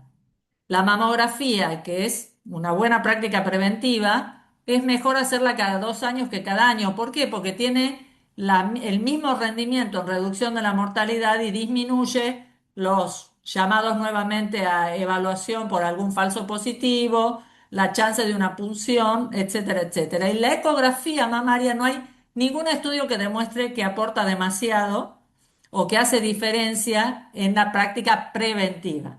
Distinto es cuando la mujer se toca un nódulo y pide un estudio, bueno, ese es otro cantar. Y el sobreuso lamentablemente daña, y daña desde muchísimos lugares. Produce daño físico, daño psicológico por un falso positivo, que a veces el falso positivo es medio alta la glucosa, me la repito y me da bien y ya está, pero otras veces es medio mal una ergometría y me hacen un cateterismo. Y el cateterismo demuestra que está todo bien, pero también puede traer problemas si el cateterismo falla. No falla casi nunca, pero cuando tiene una complicación, tener una complicación por la nada misma no es lo mismo que tener una complicación para salvarte de un infarto, ¿sí? La otra cosa que ocurre con frecuencia cuando uno hace una práctica innecesaria son los hallazgos incidentales. Te voy a buscar la ecografía carótida es innecesaria y te encuentro un nódulo de tiroides que no te cambia la vida, pero te va a tener en control sistemático y periódico con ecografía. Produce un inmenso daño económico y una enorme desigualdad porque las poblaciones con más acceso están sobreestudiadas y las poblaciones que tienen menos medios económicos no hacen ni siquiera lo básico y lo necesario. Sobrecargan el sistema con una sobrecarga terrible para los médicos y también para la dificultad del acceso al paciente que realmente necesita un estudio. Cuando un paciente necesita una ecografía no consigue turno porque está un montón de gente haciéndose ecografías innecesarias. Y por supuesto, aumenta la huella de carbono. Si el sistema de salud fuera un país, sería el quinto emisor más grande del planeta. O sea que desde muchísimos lugares las prácticas médicas tienen que hacerse lo justo y necesario y no el hacer por hacer que cada vez es más marcado. Y hay muchísimas causas de sobreuso y una de esas es la que voy a hablar específicamente hoy, que es la medicalización de la vida. ¿Y qué sería la medicalización de la vida? Un literato la trae con una frase irónica y dice, la investigación de las enfermedades ha avanzado tanto que es cada vez más difícil encontrar a alguien que esté completamente sano. Y esto entra dentro de esta lógica de convertir aspectos de la vida en objetos de estudio. Y esto llega hasta límites tremendos. María Varas debe tener pacientes que se golpeó el chiquito la cabeza porque abrió la puerta del placar y se dio un poquito acá y el chico termina la guardia y le termina haciendo una tomografía innecesaria, digamos. Hay como una exageración de no confiar en el criterio y poner todo en manos de la medicina, ¿no? Y hay una médica muy extraordinaria inglesa que ha sido la presidenta de la Sociedad de Medicina Familiar de Inglaterra, que escribe por allá por el 2013, y esto me interesa leerlo textual. Ella dice hay una combinación tóxica de intereses creados, pensamientos esperanzados y buenas intenciones que produce una presión continua para extender el rango de la anormalidad. Y así se crea una epidemia de enfermedades asintomáticas que se definen solo por los valores, es decir, por las alteraciones en valores preestablecidos, y que una proporción cada vez más grande de los recursos de salud se dirigen a poner esos números en una supuesta normalidad, y que esto le implica al paciente una etiqueta de enfermedad, pero también someterse a un tratamiento que eventualmente lo puede dañar. Y vamos a hablar de un tema que, a ver, María, cuando vos empezaste la facultad, cuando yo empecé la facultad, creo que somos las únicas dos médicas, ¿no? Por ahí hay otros médicos. Ah, Silvia, cierto que vos sos médica también, sí. Ni se habla, a ver, ni se hablaba de la vitamina D. Ahí tenés otra más que te está señalando. Ay, que no las puedo ver porque no veo todos los cuadritos. Ni Cari, existía la vitamina D y ahora es un tema de conversación en todas las mesas de café. Cuando uno está sentado escucha a todas las mujeres hablando de su vitamina D. ¿Por qué? Porque hay muchos mecanismos para medicalizar la vida. Uno de estos es correr los puntos de corte para diagnosticar enfermedad. Otro es crear preenfermedades, prediabetes, prehipertensión, predemencia. Otro es tratar a los factores de riesgo como si fueran enfermedades, con esa misma dimensión. Y otra que es bastante más oscura y escabrosa, que es la creación de enfermedades para los remedios. Ahora vamos a hablar un poquito de cada una. Vamos de nuevo al caso de la vitamina D. Iona Heath decía, hay una presión continua para extender el rango de la anormalidad. Históricamente, la Academia de Medicina de Estados Unidos, que acá está como guión, decía, la vitamina D, el valor normal es por arriba de 20. En el 2011, la Sociedad de Endocrinología Americana, en una de sus guías, que se reúnen los supuestos expertos a decidir cosas, decide que ese límite no es 20 sino 30, por un consenso de expertos. Entonces, ¿qué pasa? Se crea una epidemia de enfermedades asintomáticas porque pasando de 20 a 30, el 88% de la población pasa a tener hipovitaminosis. Y dice Iona Gis, una proporción cada vez mayor de recursos de salud se dirigen a reducir los números a un estado de supuesta normalidad. A partir de ahí, en una década aumentó 547% las determinaciones de vitamina D, 9 veces el consumo de vitamina D respecto a la década previa con un gasto millonario. Y cuando en el 2021 la Fuerza Tarea Americana revisa todo lo que está escrito de vitamina D,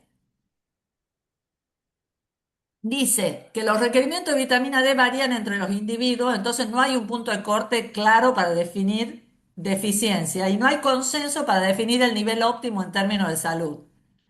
La Academia de Medicina estima que el 97% de las personas con 20 o más están bien.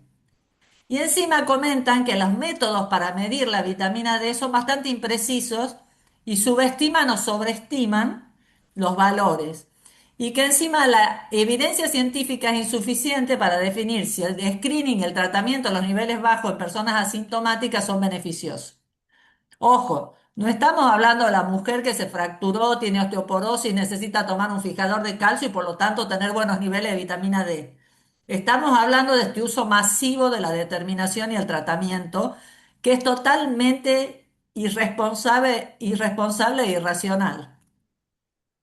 Y lamentablemente el New York Times sacó una nota bastante horrible porque muestra cómo está cruzada la medicina por intereses y muestra que el primer firmante de la guía de la Sociedad de Endocrinología Americana del 2011, que trataba de evaluación, tratamiento y prevención de la deficiencia de la vitamina D, y que es la que define ese nuevo nivel, estaba vinculado a la industria que genera los reactivos para determinación de la vitamina D, vinculado a varios laboratorios que producen vitamina D y hasta las cabinas de rayos ultravioleta para tomar sol. ¿Sí? O sea, la medicina está cruzada también por intereses y hay que estar atento para poder detectar los sesgos en la información, porque además muchas de las industrias manejan la información científica, pues son los que pagan los investigadores, pagan las investigaciones y presentan en las principales revistas gran parte de sus resultados. Perdón que estoy medio resfriado. El tema de los factores de riesgo es otro gran tema. Y acá quiero que me entiendan. No estoy desestimando la existencia de factores de riesgo, sino tratando de ponerlos en su lugar. ¿A qué me refiero? Supongamos que nosotros vamos por la autopista y dice velocidad máxima 120. Si uno va, ay, perdón, si uno va a 130 tiene más riesgo de accidentarse, pero esto no quiere decir que todos los que van a ir a 130 se van a accidentar, ni que todos los que van a 90 no se van a accidentar. Es simplemente una diferencia de proporciones, ¿sí? Teniendo en cuenta esto, la pregunta es si es justo que a las mujeres nos vendan de esta manera la osteoporosis, por ejemplo. La osteoporosis puede torcer tu vida. La osteoporosis es un factor de riesgo para fractura. No es una enfermedad, es un factor de riesgo para fractura. Nos persiguen a las mujeres, que a las mujeres nos persiguen mucho más y se meten mucho más con el cuerpo de las mujeres que con el cuerpo de los varones. Nos persiguen con estas propagandas y las mujeres somos bastante más sumisas para ir al médico. De hecho, las mujeres van 3-1 al médico con respecto a los varones. Ok, ¿será verdad? Nos pedirán bien la densitometría. Si uno ve acá, les he traído, es imposible de leer, pero he traído 1, 2, 3, 4, 5, 6, 7, 8, 9, 10, 11 recomendaciones de distintas sociedades científicas sobre a qué edad hay que empezar a pedir densitometría. Seguramente muchas de ustedes no llegan a los 65 años y ya tienen una densitometría. Pues la primera densitometría es a los 65 años, a menos que uno tenga factores de riesgo como ser celíaca, tomar corticoides, haber tenido fracturas múltiples. Es decir, hay un montón de pacientes que entran en esos criterios, pero hay montones que no, y que al primer calor, a la primera vez que siente un calor, ya tiene pedida una densitometría. Y esto no es inocuo, porque muchas veces, solo en base al valor de la densitometría se empieza a medicar una mujer para osteoporosis, cuando en realidad tampoco es así. La medida de la densitometría es una de todas las medidas que importan para tomar un cuadro de decisión sobre qué mujer se debería tratar. Y para entenderlo voy a presentar una herramienta que es una herramienta de toma de decisiones compartidas, que Víctor Montori, que es un hombre súper, que de la Mayo Clinic, médico, que realiza, que no solo es un experto en evidencia, sino que usa herramientas visuales para que los pacientes entiendan los beneficios, los daños de sus tratamientos. Entonces acá, mejor voy a pasar la próxima, porque esta es una de cinco. Vamos a hacer esta. Esta es una mujer de 65 años, fíjense, sexo femenino, grupo de población hispánica. Le ponemos acá el test score que se usa para definir osteoporosis en una densitometría, que es -2,5. Y es una mujer que no se fracturó nunca, que los familiares no tienen fracturas, que no tiene ni celiaquía ni ninguna otra enfermedad, que no es fumadora, no es alcohólica, no toma corticoides, o sea que no tiene riesgos mayores. Le hacen una densitometría y le da que tiene osteoporosis. Veamos qué significa esto en términos absolutos, ¿sí? Porque ¿qué le dice el médico? Tiene osteoporosis, tenga cuidado, se puede fracturar. En muchos casos, no todos los médicos, hay muchos médicos que no trabajan de esa manera, pero hay muchos que agarran el estudio de densitometría, comprueban la osteoporosis y el paciente se va con una receta del tratamiento. Fíjense, este primer cuadrito, el riesgo de fracturas globales que tiene una mujer que sí tiene osteoporosis en la densitometría, pero no tiene otro factor de riesgo. Cada 100 mujeres con esas características, solo 7 van a tener una fractura y solo 2 una fractura de cadera. ¿Sí? La primera incluye la fractura de cadera, acá está la de cadera específica porque es la más complicada, digamos.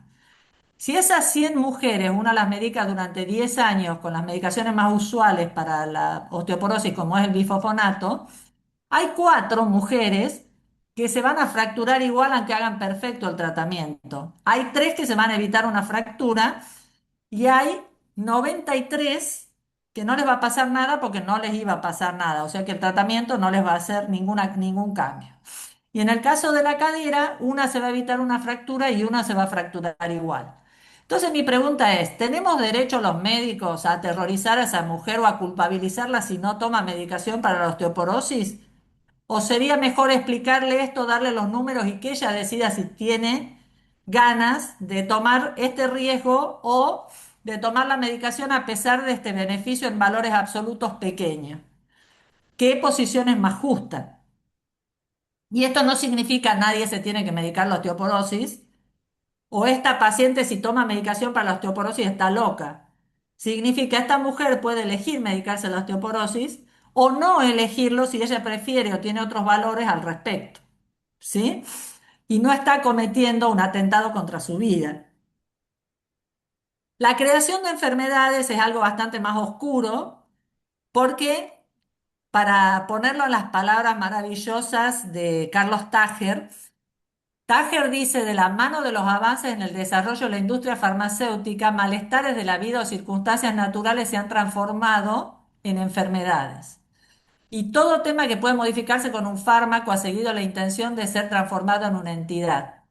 y que esto no es inocente porque induce cambios en la forma en que pensamos a nuestros semejantes. Y vamos a poner ejemplos. No sé por qué han aparecido esas rayas, pero no importa. Eh, no es lo mismo ser tímido que ser un fóbico social. No es lo mismo tener un malestar premenstrual que tener una disforia premenstrual. No es lo mismo un chico inquieto que un chico con ADD. ¿Qué sucede? En este tipo de diagnósticos, en que la, el diagnóstico es por criterios de diagnóstico, pero no por un examen que demuestre que esto es de determinada manera, esas definiciones se corren y muchas veces un paciente por una consulta en la que comenta una circunstancia en la que tuvo una dificultad termina medicado, ¿sí? Y esto no es casual. Y vamos a poner un ejemplo muy de la época. Ustedes deben tener infinidad de pacientes varones jóvenes que están tomando medicación para la alopecia. Y de repente era finasteride, después fue dutasteride, después fue minoxidil local, ahora es minoxidil vía oral. Y tenemos un montón de chicos muy jóvenes medicados con estas medicaciones que no son inocuas, porque creo que se me está cayendo el pelo o porque tengo miedo de ser pelado, ¿sí? Si uno ve a estos señores, no creo que sea una gran dificultad en la vida ser pelado, no parece gente enferma. No quiere decir que la persona que está realmente perdiendo el pelo no pueda querer medicarse, pero el problema es cuando desde la medicina se estimula al uso de medicación para cosas que son cuestiones de la vida cotidiana. Esto de la alopecia, los pelados hasta tenían la fama de ser más masculinos, no sé si se acuerdan en la época prehistórica en que, oh, no, es pelado, bueno, todas esas estupideces de género que son muy comunes. De repente, estudiando una medicación para la próstata, ven que a los pacientes que la tomaban se les caía menos el pelo. Ni lerda ni perezosa, la industria empieza a estudiar el finasteride y demuestra que realmente se cae menos el pelo. El problema no es ese. El problema es que a partir de ahí empieza una campaña agresiva. Fíjense, el que he traído acá es donde nace la campaña que es en Australia, y es un cartel que está pegado en los colectivos de Australia diciendo si está preocupado con su caída de pelo. Y se empieza a instalar el tema de las dificultades emocionales, de la disminución en las perspectivas laborales, el trastorno de bienestar mental que trae la alopecia, se empieza a instalar en los diarios. Todo manejado por Merck, que es el que tenía Propecia.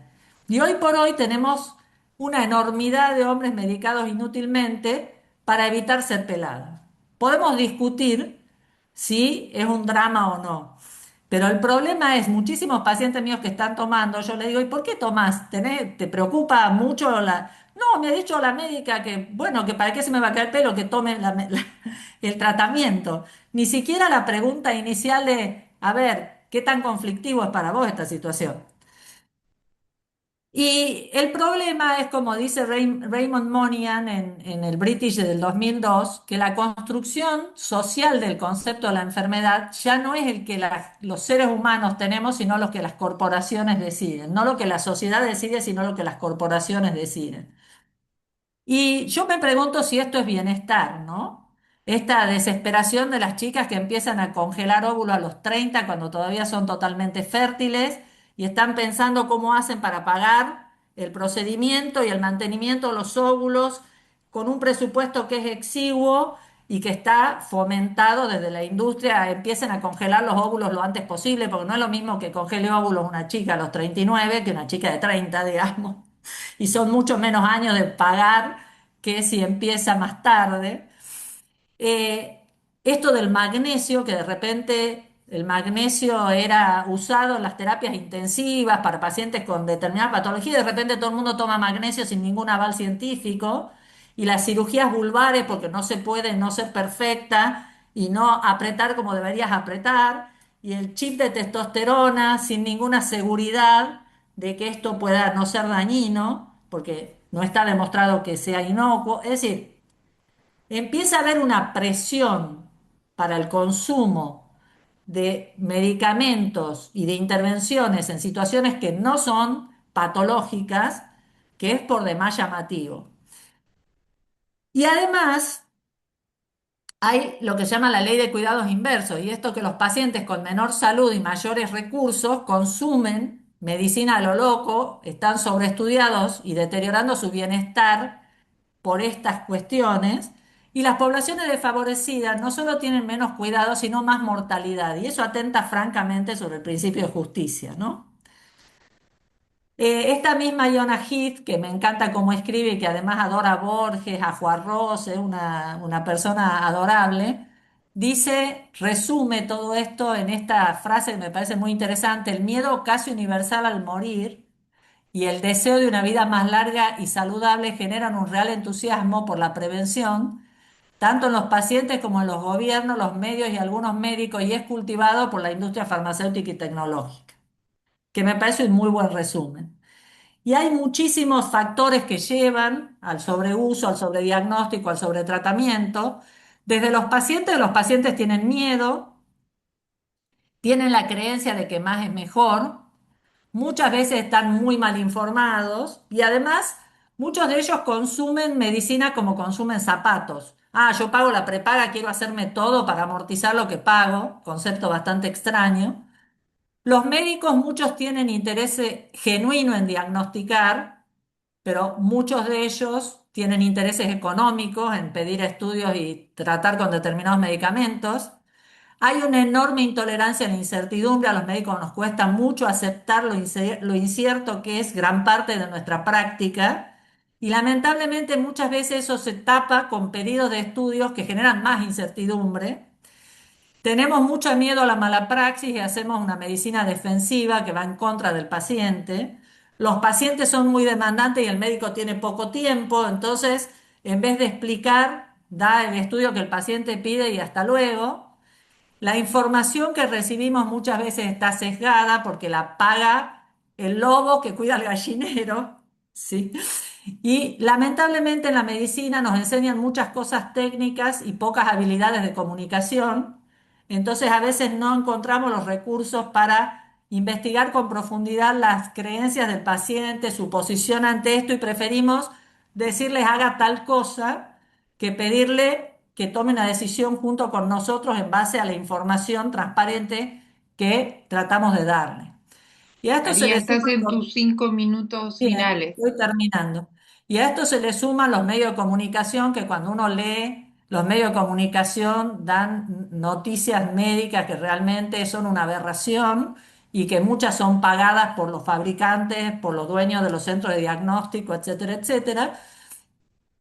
Hay algunos encargados de política de salud que hacen cosas delirantes. Cuando uno piensa en la semana de la próstata del Hospital de Clínicas, que es mi hospital al que amo, y uno dice, ¿por qué si el antígeno prostático hoy por hoy está en total duda sobre su utilidad porque no reduce mortalidad y produce bastantes problemas? Y en la Fuerza de Tareas Americana, si bien se está revisando la información en este momento, la indicación es C, que quiere decir no sabemos si los beneficiamos o los dañamos. ¿Por qué en vez de hacer una campaña de otro tema, se hace una campaña promoviendo la detección del cáncer de próstata en este momento? Yo pienso que esto va a cambiar, que la próxima guía va a incorporar la resonancia multiparamétrica que está perfeccionándose en este momento, pero esta semana la próstata viene haciéndose hace años, aún sabiendo que con el PCA solo era más el daño que el beneficio en muchos casos. Entonces, son muchísimas las razones por las que estamos donde estamos, pero yo creo que lo más importante es tener en cuenta que no se trata de desterrar la prevención, sino de implementarla solo cuando los beneficios superan a los riesgos, y no se trata de no hacer estudios o no medicar, sino hacer los estudios adecuados y los tratamientos inevitables. Y bueno, y acá cierro. Bueno, muchísimas gracias. Ahora vamos a entrar en el momento esperado de todo aquel que quiera preguntar, levanta la mano o escribe en el chat. Eso sí, recuerden abrir el micrófono. Mari, Ana María, abrí tu micrófono y lanzate al mundo de las preguntas. Sí, en realidad son algunos reflexiones, por ejemplo, lo que habló Varas con respecto a esto de la crianza, y creo que también hay que tener muy en cuenta la crianza de aquellos chicos que tienen algún tipo de discapacidad, sea sensorial, motora o mental, perdón. Me parece que eso es muy importante, acompañar a los padres precisamente por el sentimiento de culpa, la sobreexigencia y la negación de la patología en general de los padres varones, ¿no? Como que además se carga todo a la mujer, ¿no? A la mamá, como que es ella la que viene a todas las consultas, en general es la madre. El padre, si le preguntamos qué toma, qué no toma, si durmió bien, si comió, qué comió, si es selectivo o no selectivo, por lo general agarran el celular y llaman a la mujer para preguntarle todo esto. Bien, y después con respecto a la violencia de género, hay que tener en cuenta en los casos de la violencia doméstica qué pasa con los hijos testigos. Es muy importante, ¿sí? Trabajar y no pensar solamente como víctima a la mujer, sino a aquellos que son testigos, porque esto va a generar algún tipo de desregulación emocional y de trastornos desadaptativos. ¿M? La violencia de género también institucional y muchas veces alimentada por las mismas mujeres que se venden, ¿sí? Se cosifican a sí mismas para lograr algún tipo de beneficio, cargo, lo que sea. Lo vemos, lo conocemos y bueno, hay muchas más cosas. Y con respecto a esto de los sobreusos en medicina, yo tengo que decir que gracias al sobreuso, yo tengo muy buen pronóstico de un cáncer de mama, que en marzo del 23 no estaba, cuando estábamos investigando mama izquierda porque presentaba nódulos. Y en octubre del mismo año, haciendo los controles generales anuales, la mama derecha apareció con dos nódulos que impresionaban, ¿sí? Como cancerígenos. Se hizo la punción, se confirmó que por suerte también era hormonodependiente y, o sea, que en 6 meses apareció algo que en marzo no estaba.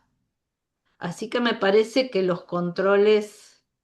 Sí, está bien, yo era factor de riesgo porque hice tratamiento de fertilización asistida, entonces yo sabía que había un riesgo, pero en 6 meses apareció algo que no estaba. Una cosita, estamos hablando siempre, cuando hablamos de asintomática, además pacientes de riesgo promedio. Distintos Ujú. son las pacientes de alto riesgo Y sí, o los pacientes que han tenido ya un cáncer previo, etcétera. Pero lo más importante es que cuando uno habla en medicina, nunca habla de un caso individual, sino de las estadísticas poblacionales. No se puede trabajar en base a un caso individual ujú. para hacer una recomendación poblacional. Distinto es cuando uno está uno a uno con un paciente que tiene alguna circunstancia específica, ¿no? Sí. Y otra cosa que también me parece que con respecto a la densitometría habría que tener en cuenta, sí, tanto en hombres y mujeres, porque con la edad avanzada tienen trastornos de la marcha y por lo tanto tienen más posibilidades por desequilibrio, trastornos de la coordinación, de tener caídas y después, bueno, pueden fracturarse con. Me parece que en eso también habría que tener un poquito de cuidado. En realidad, si uno se pone a pensar en las caídas, mucho más importante es la actividad física desde joven, la actividad de fuerza desde joven y la otra cosa, el evitar los psicofármacos, que lamentablemente les dan a las mujeres más Sí, que a los varones medicación para dormir, como las benzodiazepinas, que aumentan las caídas y son las responsables del 10% de fractura de cadera, al mismo tiempo que le hacen una densitometría y le dan un antirresortivo para la osteoporosis. Entonces, hay que sí. tener mucho cuidado con las cosas sí, que no hacemos y que son las productoras más frecuentes de caídas, ¿no? Más Sí, importante que la soy perdón, medición de la argentina. densidad perdón en mineral. un momento que Sí, sí. interrumpo. Tenemos el tema de que este Zoom se va a terminar en Ah, menos de Ah, 10 minutos, así ahí. que pasemos a Karen que quería hacer algún dale. comentario. Gracias. Perdón, perdón. Hola, bueno, gracias por las exposiciones, súper interesante todo. Yo también como compartir así alguna reflexión, un comentario respecto a lo que decía María Varas de la crianza. Sí veo que lo que observo en las generaciones actuales, que la crianza respetuosa se confunde con la falta de la dificultad en poner límites, ¿no? Donde la incapacidad de, bueno, que no se frustre el niño, que se explique todo, que no se puede decir que no. Eso es lo que observo bastante. Después, respecto a lo de Mariana, que decías sobre la violencia, yo pensaba cómo se puede abordar la violencia actualmente en una sociedad, porque la violencia empieza con la violencia verbal, y estamos en un momento en una sociedad donde hay incitación al odio, donde está habilitada la violencia verbal desde, digamos, referentes gubernamentales, donde no hay filtro para nada para los insultos también de género, para las, ¿no? O sea, para la violencia realmente verbal. Entonces me decía una paciente el otro día con adolescentes, hijos adolescentes, es muy difícil en un contexto así a veces ponerse en el contexto de la educación donde uno trata de transmitir algunos valores y aparece una sociedad donde todo está permitido, nivel de Que la legitima violencia esas se conductas, legitima, la claro. violencia verbal está habilitada, normalizada, ¿no? Bueno, eso como para reflexionar. Y después respecto a lo de María Noble, que hablabas de medicalización, yo diría muy similar a lo que pasa en psiquiatría, en psicología, la patologización, ¿no? De las personas, en el sentido que enseguida, bueno, todo se diagnostica, enseguida se medica, se confunde una tristeza o un duelo con una depresión, a los niños enseguida se da para medicar y bueno, y también ahí está el tema también de los profesionales de la salud, tanto como decían antes, de cómo cuidamos a los profesionales, de quién cuida a los profesionales y cómo se cuidan entre los profesionales y la dificultad que tienen los profesionales también de conectar con las propias vulnerabilidades, a veces de decir esto no lo sé, de derivar, de poder decir, bueno, que una inseguridad no se convierta en una prepotencia, que muchas veces pasa eso. Bueno, nada, está para hablar. Gracias. Bueno, a ver, escuchar a tres apasionadas hablando de temas apasionantes eh, me hace pensar que cada vez es cierto que uno se lleva mucho más que lo que trae, como dijo María Vara, y cada vez que tenemos uno de estos encuentros decimos la próxima vez lo programamos para 3 horas y no va a alcanzar tampoco, pero 2 horas realmente es insuficiente. Gracias, estuvieron espléndidas, realmente aprendí un montón. Ya estoy convocando para el jueves 25 de junio, arranque 19 horas, finalización veremos qué hora será. Y el tema va a ser el impacto del malestar contemporáneo en la salud comunitaria, siguiendo con esto de enfoque holístico del malestar social.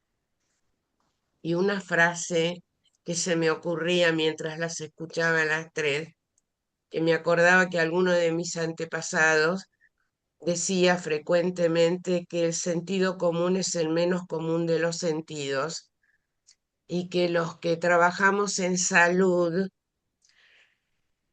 tenemos que tenerlo en cuenta un poco más, ¿no? Este miedo a poner límites, ¿no? De los que hubo varios ejemplos hoy, desde los adultos con los niños que tienen miedo a los niños, o la gente que tiene miedo a denunciar, ¿no? Esto no me gusta o esto no quiero, o busco otro médico, o a una consulta, o paro si siento que hay maltrato, ¿no? Cómo cuidar y cómo cuidarnos y cómo valorar estos espacios de intercambio donde uno aprende y aprende y aprende, y qué es lo que cada uno desde el lugar en el que está puede hacer en beneficio de los demás. Estoy convencida que espacios de este tipo son terapéuticos, aunque no sean grupos de terapia, pero tienen una función terapéutica para nosotros y para los que estamos juntos. Así que gracias, gracias, gracias. Sigamos trabajando y 25 de junio, 19 horas, volvemos a estar en Gracias. el Gracias a todos. segundo Gracias, encuentro del Gracias. año. muchísimas Muchas gracias. gracias. Súper interesante el espacio. Muchas Sí, gracias. Gracias, hasta recontra luego. interesante y hemos aprendido, al menos yo que no soy del palo, he aprendido un montón. Gracias, nos Gracias. vemos. Hasta la Que estén próxima. muy bien.